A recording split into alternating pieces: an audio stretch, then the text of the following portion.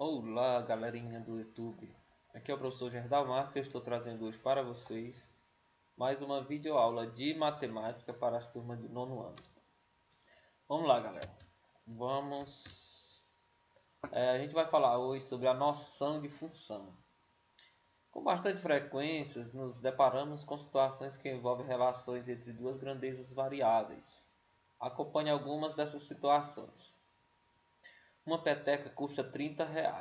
Se representarmos por x a quantidade de petecas iguais a essa que Rui, professor de educação física, quer comprar, e por y o preço em reais que ele vai pagar, podemos organizar o quadro abaixo. Aí nós temos, né, pessoal, uma peteca custa R$ 30, duas petecas são 2 vezes 30, que é 60, ó. 1 vezes 30, que dá, né? 2 vezes 30, que é 60. 3 petecas vão custar 3 vezes 30, que é 90. 4 vezes 30, que é 120. 10 vezes 30, 300. 11 vezes 30, 330. Então, nós podemos dizer que cada peteca custará 30x. 30 vezes o número de peteca. Tá bom? Ok? Então, isso aqui é uma noção de função, né? Que é a função que contempla o nosso problema. Observando o quadro, você percebe que o preço y a pagar depende da quantidade x de petecas que forem compradas. Entre as grandezas y e x existe uma relação expressa pela sentença matemática que y é igual a x vezes 30, ou y é igual a 30x. Tá? Foi o que a gente fez lá. Você também pode notar que a quantidade x de petecas é uma grandeza que varia de forma independente. E o preço y a pagar é uma grandeza que varia de acordo com a quantidade de petecas. Né? A todos os valores de x estão associados valores de y. Para cada valor de x está associado um único valor de y. Nessas condições, podemos dizer que o preço y a pagar é dado em função da quantidade x de petecas adquiridas. E a sentença y igual a 30x é chamada de lei de formação dessa função. Quanto o professor vai pagar por 50 petecas iguais a essa, pessoal? Então, nós teríamos o seguinte. Vou ver aqui. Nesse caso, a variável x é chamada variável independente e a variável y é dependente da variável x. Uma vez estabelecida a relação entre as grandezas, quantidade de petecas e preço a pagar, podemos responder a questões como: quanto o professor vai pagar por 50 petecas? Então nós temos, né, pessoal, que y é igual a 30x. Então vamos considerar 50 petecas, que é o valor do x, tá? Então y vai ser igual a 30 vezes 50. Né, pessoal? Aí nós temos o seguinte, então y, o preço que ele vai pagar, vai ser 3 vezes 5, 15 e 2 zeros. R$ 1.500. Ok? Então ele vai pagar R$ 1.500. Certo, pessoal? 30 vezes 50. Logo, o professor vai pagar R$ 1.500 por 50 petecas. Se ele tiver 780 reais, quantas dessas petecas ele consegue comprar? Então, pessoal, nós temos o seguinte, que y é igual a 30x. Então, se ele tem 780 reais, ele vai conseguir pagar quantas? Então, vamos trazer para cá. Ó. Nós podemos dizer que 780 dividido por 30, isso tudo é igual a x. Então, temos que x, podemos eliminar. Ó. Então, vai ficar o que, pessoal? 78 dividido por 3. 7 dividido por 3 cabe duas vezes, né? 2 vezes 3, 6. Para 7 falta 1. Baixo 8 ficou 18. Cabe 6 vezes. Então, ele vai comprar 26 petecas com 780 reais. Tá, pessoal? Nós fizemos, ó, 26 petecas. Portanto, ele poderá comprar 26 petecas. O exemplo 2, pessoal. Há algum tempo, quando Márcia ligava seu computador à rede internacional de computadores, internet, ela pagava uma mensalidade fixa de R$ 30 mais 15 centavos de reais por minuto de uso. O valor a ser pago por Márcia ao final do mês dependia então do tempo que ela gastava acessando a internet. Observe o quadro que relaciona o valor a ser pago com o tempo de acesso à rede. Então, pessoal, nós temos o seguinte. Se ela ficar 1 minuto, Se ela ficar 1 minuto acessando a rede, ela vai pagar R$ 30 mais 15 centavos. 30,15. Se ela ficar 2 minutos, vai ser R$ 30 mais 30 vezes 15 centavos. Não, 15 centavos vezes 2, que é 2 minutos. Então, se ela ficar T minuto, ela vai pagar R$ 30 mais 0,15T. Ok, pessoal? Podemos, então, estabelecer uma relação entre as grandezas por meio da percentez. O valor a ser pago vai ser R$ 30 mais 0,15 vezes o T, em que V é o valor a ser pago e T é o tempo de utilização em minutos. Nessa relação, dizemos que T é a variável independente e que V é a variável que depende de T, ou seja, a variável V é dada em função da variável T.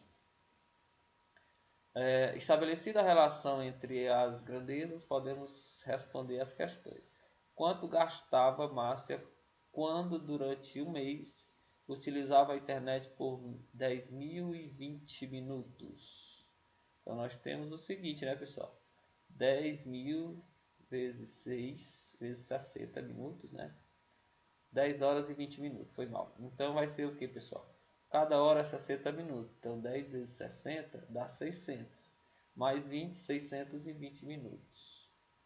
Então, nós temos o valor a ser pago.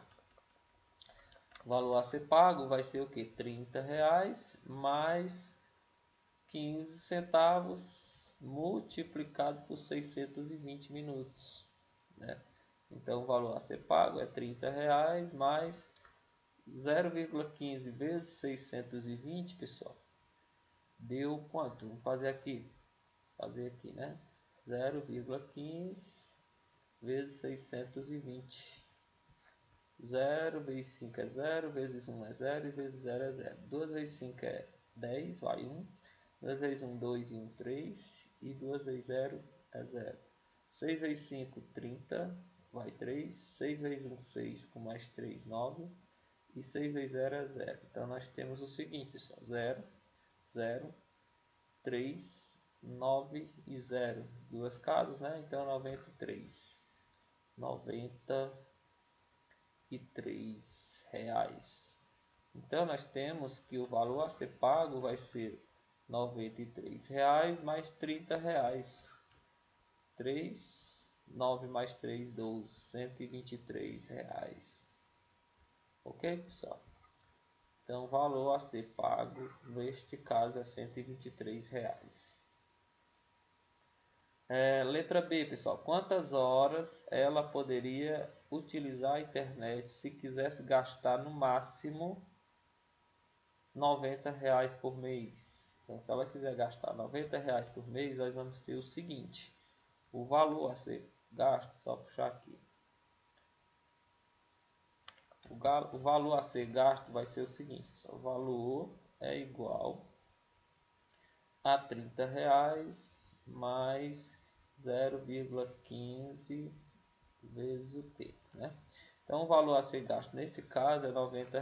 Então, 90 é igual a 30 mais 0,15 de t.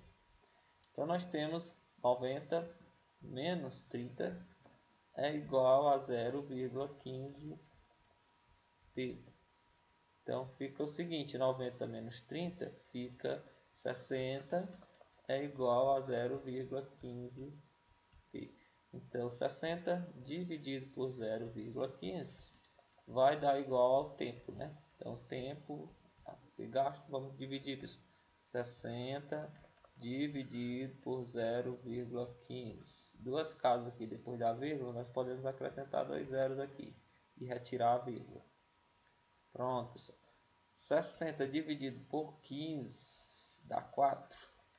4 vezes 15 é 60, para 60 nada. Sobrou 2 zeros. 400. Então, são 400 minutos. Isso vale quanto em hora, pessoal? 400 minutos, nós dividimos por 60, né? Então, 40, 400 dividido por 60, cabe 6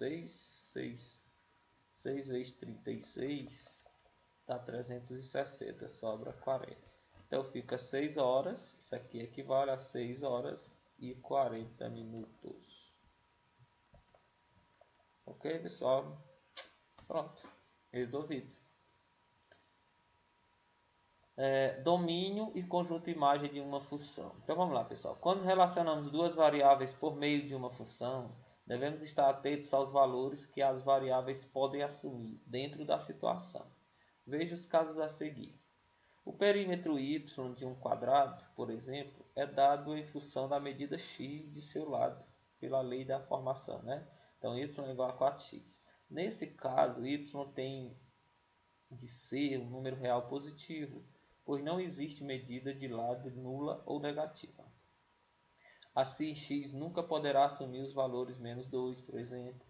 Como já vimos, os valores que y assumirá são o valor da função, dependem dos valores de x. Para cada valor de x, temos um único valor correspondente de y. Na função dada pela lei y igual a 1 sobre x, por exemplo, a variável x não pode assumir o valor zero, pois não existe divisão por zero. Assim, a variável x pode assumir qualquer valor real diferente de zero. De modo geral, em uma função, o conjunto de valores que a variável x pode assumir chama-se domínio da função, ok? E é indicado por D, né? O valor da variável y correspondente a um determinado valor de x é chamado de imagem do número x dado pela função. O conjunto formado por todos os valores de y que correspondem a algum x do domínio é chamado de conjunto imagem da função e é indicado por IM. Pessoal, lá no livro de vocês nós temos o seguinte, na página 250, nós temos a questão 1, questão 2, questão 3, questão 4, para vocês treinarem esse assunto de hoje. Espero ter ajudado vocês e até uma próxima oportunidade. Valeu, galera!